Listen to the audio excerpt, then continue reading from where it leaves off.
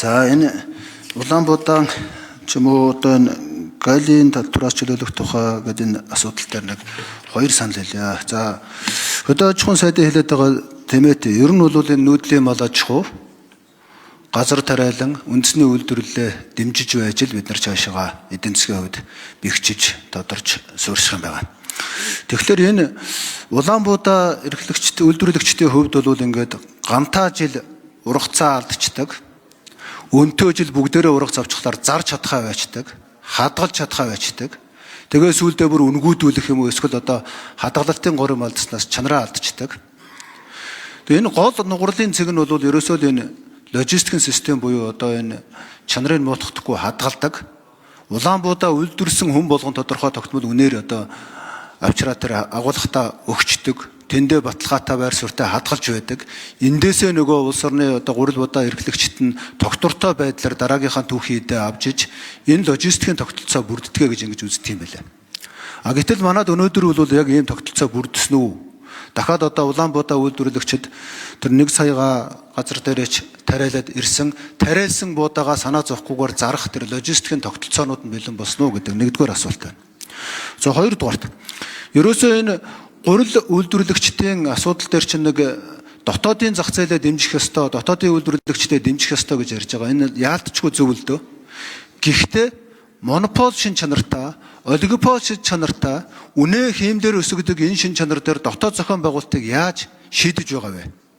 Цаашдаа энэ цөөхөн хэдэн үйлдвэрийн гурлууд чинь бусдыгээ шахаад үнэ хиймлэр өсгөөд дээрээс нь гадна талаас ингэж одоо татвараас чөлөөлүүлээд дотоодын гурилын үн өсөхгүй гэх баталгаа байна уу? Гуравдугаарт баруун бүс нутаг ер нь бол энэ тээвэр логистикийн хувьд алслагдсан. Баруун бүс нутгийн одоо тэр 25 мянган тонн одоо гурилыг л татвараас чөлөөлөе гэж оруулж ирээд ингээ бүгдийг чөлөөлсөн юм байна. Тэгвэл одоо энийгээ болоод баруун бүс нутгийнх нь ингээ чөлөөлөөд татваргүй болгодог чигээр нь одоо ингээ оруулж ирэх боломжтой юу? Ер нь энэ нүүдлийн мал аж ахуйн одоо логистикийн тогтолцоо буюу энийг одоо банкын худалдаа авалтын системийг л оруулж ирж газар тариалан нүүдлийн мал аж ахуй эдийн засгийн эргэлтэнд орно гэж байна. Энэ дээр явуулж байгаа таны бодлого юу вэ? Хоёр дахь нь саяын дээр баруун бүсийг одоо гурилын үн өсөхгүй гэсэн баталгаа байна уу? Гуравдугаарт олигопол, монопол шин чанартай зах зээл тогтоож үн хиймлэр өсөхгүй байх баталгаа байна уу? Дөрөвдүгээрт баруун бүс нутгийг 25 мянган тонн гэдэг ч юм уу тэр хэмжээгээр нь татвараас чөлөөлөх тийм болгож өөрчлөх боломж байна уу гэсэн ийм дөрвөн асуултыг танаас асууя. За хариулт өгье. Инквайри сайд.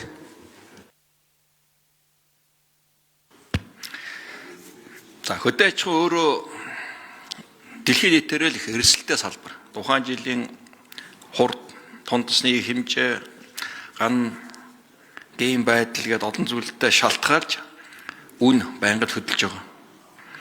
За гурилын асуулттай холбоотойгоор судалгаанууд хийгдсэн. Үн хаана өсөд байна?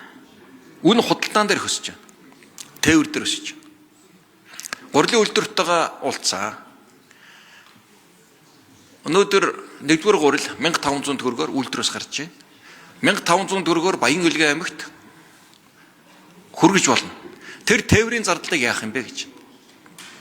Одоо бол гурилын үйлдвэрт хүргэдэггүй. Бөөний худалдаачд буюу гурилын чэнжүүд үйлдвэрээс аваад үнийг зохицуулт хийж байна. Бодлого.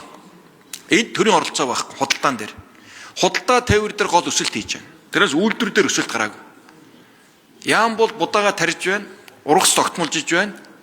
100% дотор хангаж чадж байна. 100% үйлдвэрлээд бүтээгдэхүүн хийж чадж байна. Яаж иргэдэд хүрэхгүй вэ? Энэ аслагдсан одоо улс орны бүс нутгийн ялгааг яаж арилгах вэ гэдэг асуудал байна. Тэгэхээр тооцоо хийсэн баруун бүс нутгийн 25% хангахад ямар тээвэр, ямар даацтайгаар явхад ямар зардал гарах вэ? 6 тэрбум төгрөгийн тээврийн зардал гарч байна. Хэрвээ 6 тэрбум төгрөгийн тээврийн зардлыг шийдсэн нөхцөлд Улаанбаатарт байгаа 1500 төгрөгийн гурил Баян-Улгийн аймгийн төвд 1500-аар очиж чадна. Тэгэхээр энэ бодлогыг 26-ны төсөв дээр бид нар суулгаж оруулж ирнэ.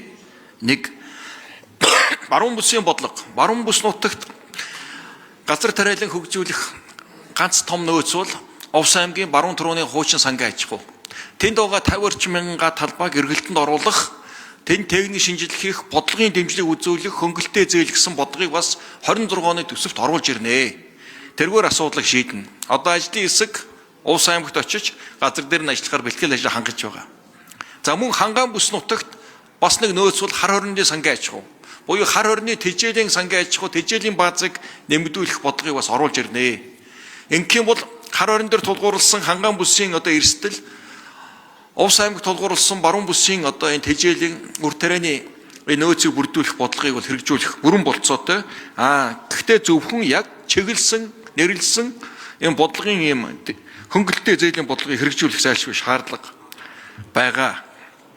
За энэ жилийн тухайд бол бэлэн бүтээгдэхүүн буудай нөөц хангалттай тул 25 оны ургац хураалт болтол үнийн хувьд ямар нэгэн өөрчлөлт орохгүй доктортой байдлыг хангаж чадна гэж гурилын үйлдвэрүүд, гурилын үйлдвэрийн холбоо албан ёсоор мэдэгдсэн байна.